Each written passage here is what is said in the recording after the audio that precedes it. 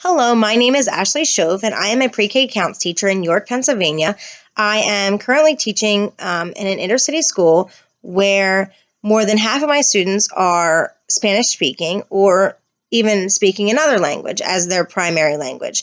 I recently enrolled in GCU's graduate program for TESOL, which I find will be a great tool and a great opportunity to help me become a better educator in the field that I work in and in the area that I work in. I feel like I'm going to learn so much that I can take back to my classroom and make it a better place for learning and a more fun place for learning. I found myself filling out this dispositions checklist and strongly agreeing to almost everything. I strongly agreed to 8 out of the 10. The only two that I only put agree to were community involvement and reflection. And reflection doesn't surprise me because reflection is something that I know that I struggle with as an educator. We have to put reflections on our lesson plans every week, and I really struggle with that, thinking back and reflecting on how things went or what I could do to be a better teacher. So that's something I feel like I need to still grow as an educator, and I'm hoping that this program will help me with that. The other one was family involvement, which looking back now, it's kind of surprising that I didn't strongly agree to that because as an educator and as an educator in the city, family involvement is so important. We want to get those families involved and we want to show them that we are involved. Our school holds a lot of different events where we have back to school night and trunk or treat and different family events. And as a pre-K counts teacher that is contracted out, I am not obligated to go to those events, but I find myself always being involved and always going to those events. For example, tonight we went to Chick-fil-A for a fundraiser for our school to earn money and to raise money for our school. I also am always involved in different events like bingo night, or we did a family dinner night where we had all the families come in and enjoy a nice hot meal, which was really fun last year. And I was there serving just alongside all the other teachers in my building. Being part of my Davis team and Davis community is very important to me, even though I am a pre-K accounts teacher for a different organization. The other dispositions, I strongly agree with every single one of them. Diversity is something I'm have a strong love for. My students are very diverse. I have students from all over the world come through my classroom, which is so neat to me because I don't come from a school that had a high level of diversity. So teaching in the city has given me this opportunity to open my eyes to a beautiful world. And I feel like there's so much more about the diversity in my class that I can learn throughout the years and even throughout this school year.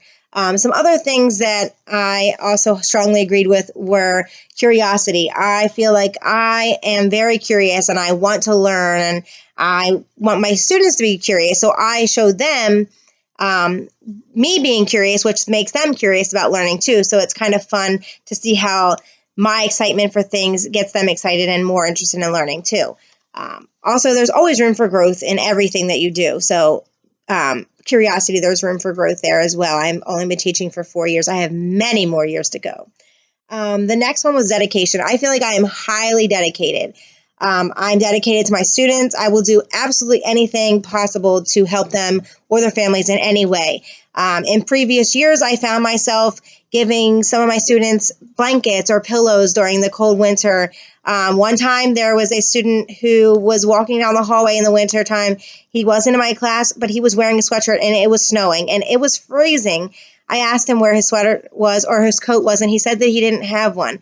And the next day I went out and I bought that little boy a coat and I made sure that he got it. And it just showed my dedication to, my Davis family and making sure that he was warm and safe too, just like all of my students. I'm dedicated to learning. I'm part of the graduate program here. I love to attend different events where we have speakers and other learning events. So professional development is so important to me, and it's really fun too. Another thing is honesty and integrity. I am one of the most honest people that you'll ever meet, and honesty is so important to me. I cannot understand how the world can be full of people who aren't honest. I guess it's just how I was brought up, to be honest, and have that integrity. And it's so important because if you are honest with your families and your staff and your bosses, your principals, everyone, they are going to respect you so much more. So having that honesty with your students as well is so important because that shows that you are professional. The next one is professionalism, and that goes right along with honesty. Showing professionalism, by the way, I dress. I don't go to school with ripped jeans on jean day. I don't go to school in my Old Navy flip-flops. I don't go to school not showered and clean. I always make sure that my hair is at least looking half decent. Sometimes I do wear a ponytail, I'll be honest, but some days that's just needed, especially as a mother of 2 young boys. But being professional in the way that I speak to the parents, in the way I write an email, in the way that I contact the principal, any kind of communication is very important to have it being professional. That means from the spelling to my lesson plans to the spelling in my newsletters home, just having that professional level is so important. And again, there's always room for growth there, but just making sure that you obtain the highest level of professionalism possible at all times is super important. The next one is realistic expectations. This is something I feel like I need to grow as an educator with, especially working with the population that I do. I feel like sometimes maybe my expectations aren't high enough, or with some students they're too high. So it's kind of needing to level out the playing field and make sure that my expectations are realistic across the board, and that realizing each student is different and not every student is going to be exactly the same. So what I expect from one student might not be the same that I expect from another. And I'm really learning that a lot this year. And I feel like it's something I need growth with, and I will definitely learn more throughout the year to come. The next one is equality, making sure that equal isn't always the same for everyone. So it kind of goes back to that expectation, and also ethical. Being ethical and making those choices is super important. I feel like I do show this in my professionalism and just my everyday teaching, and I feel like I hope that others see that too. And I can't wait to learn more in GCU's master's program for TESOL, and hopefully it will help me to become a better educator, and it will help me to make my dispositions more part of my everyday learning and everyday world. Have a great night.